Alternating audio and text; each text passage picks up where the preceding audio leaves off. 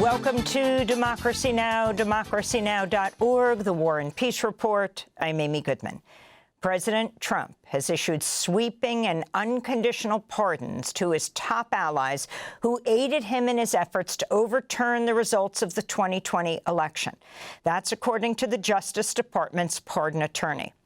Among those pardoned are Rudy Giuliani, who tried to pressure state legislatures to reject Joe Biden's victory in key swing states; Mark Meadows, Trump's chief of staff in 2020; John Eastman and Kenneth Chesebro, two attorneys who conspired to pressure Vice President Mike Pence to overturn the election results on January 6th; Boris Epshteyn, an advisor to Trump; and Sidney Powell, who filed lawsuits challenging election results in key swing states. The pardons only apply to federal charges. They don't include state charges. Both Powell and Chesebro had pleaded guilty to state charges. Giuliani's been indicted in Georgia and Arizona.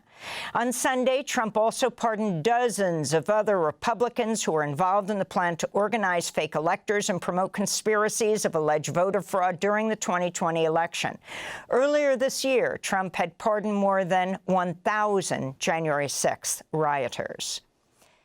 The U.S. federal government shutdown has entered its 41st day.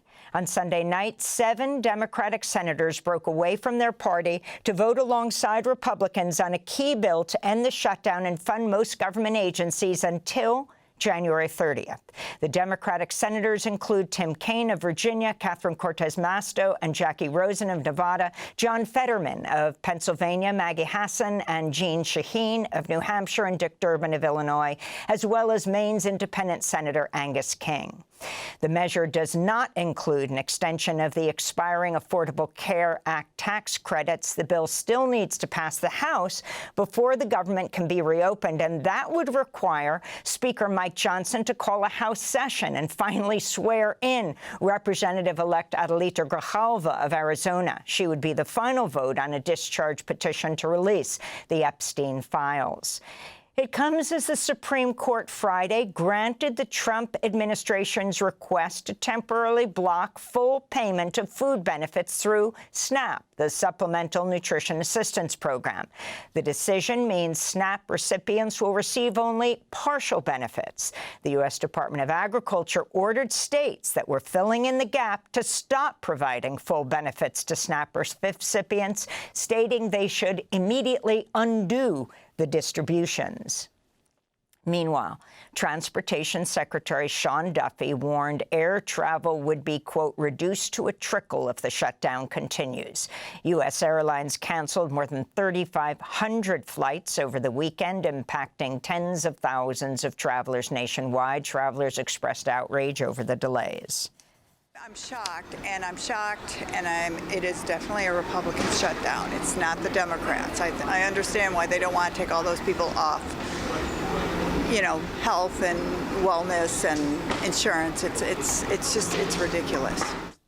Israeli air raids and drone attacks continue in Gaza, despite the U.S.-brokered ceasefire that went into effect a month ago. Al Jazeera reports 2 people, including a child, were killed in southern Gaza today. This is Nidal Abu Arqoub from Khan Yunis. The future is bleak and uncertain. Given our current situation, things remain as they are. Truce, no truce, we do not see a truce. The war is ongoing and the horizon is dark. We see the country's situation as very difficult. Meanwhile, Hamas handed over the body of Hadar Golden, an Israeli soldier who was killed in the 2014 war in Gaza. It comes as Reuters reports U.S. officials gathered intelligence that Israeli military lawyers warned there was evidence that war crimes charges could be brought against Israel for its war on Gaza.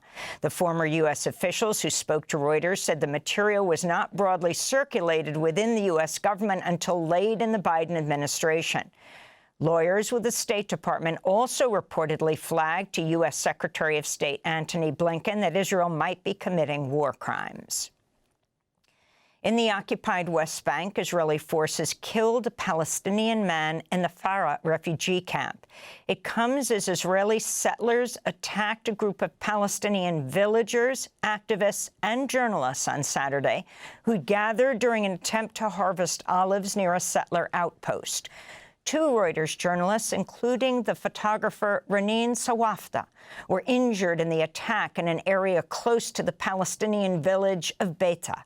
This is Mohammed Al-Atrash, a journalist with Al Jazeera, who recounted the attack by the Israeli settlers.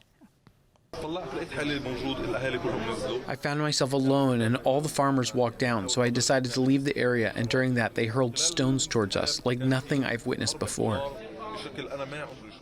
In Oregon, a federal judge has permanently blocked the Trump administration from deploying National Guard troops to Portland.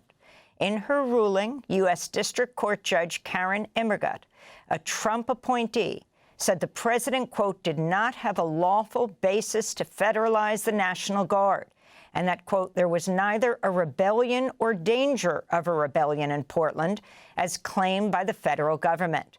The ruling is the latest legal blow to the Trump administration as it attempts to crack down on protests against immigration raids nationwide.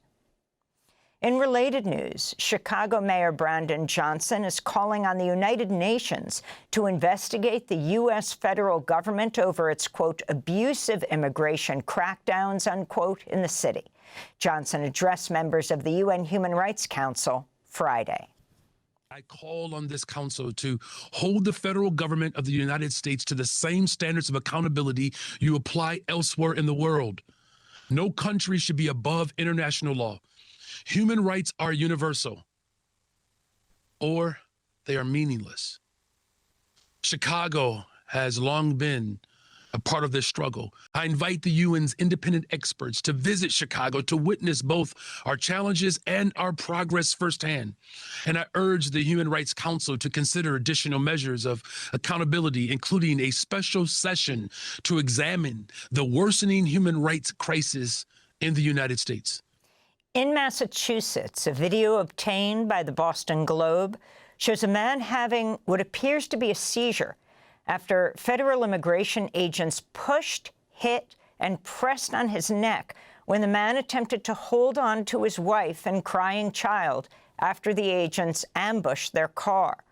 Carlos Zapata, who's from Ecuador, reportedly lost consciousness as a bystander is heard saying on the video, they're trying to rip the baby out of his hands, unquote. His wife was taken into custody by federal agents in front of their daughter, who's 1.5 years old. The Homeland Security Department later mocked the video of Zapata and his family, saying he faked a seizure to try to stop his wife's arrest. She now faces deportation. Two top executives at the BBC Sunday abruptly resigned following the backlash over the public broadcaster's edit of a speech made by President Trump January 6, 2021, before a mob of his supporters stormed the U.S. Capitol.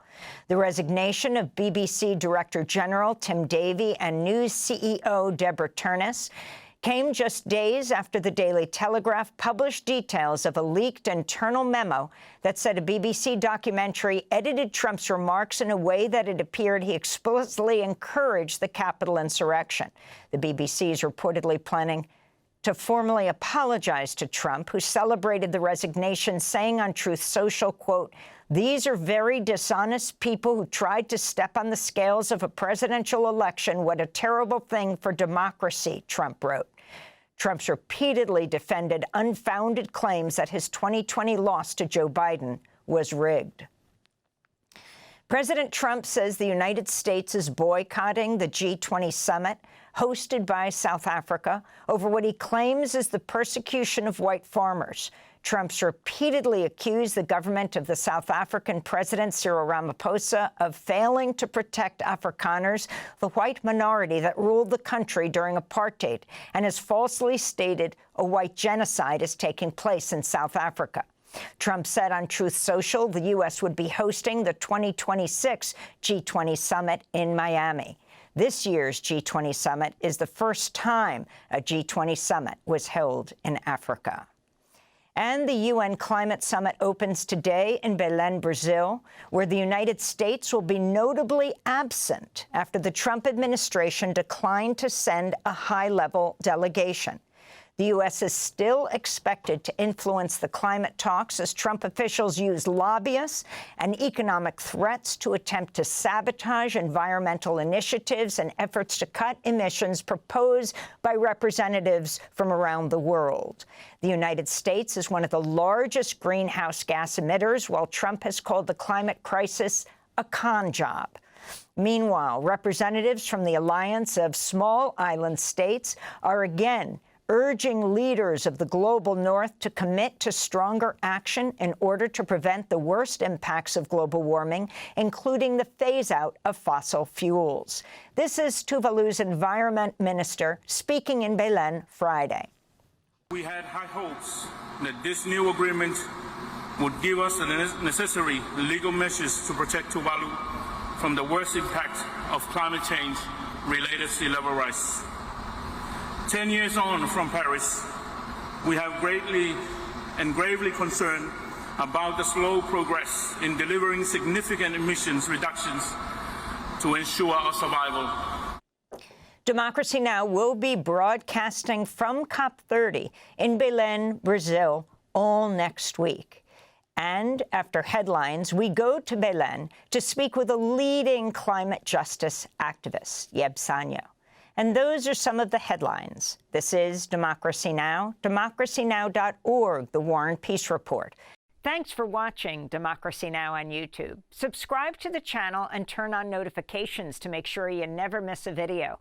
And for more of our audience-supported journalism, go to democracynow.org, where you can download our news app, sign up for our newsletter, subscribe to the daily podcast, and so much more.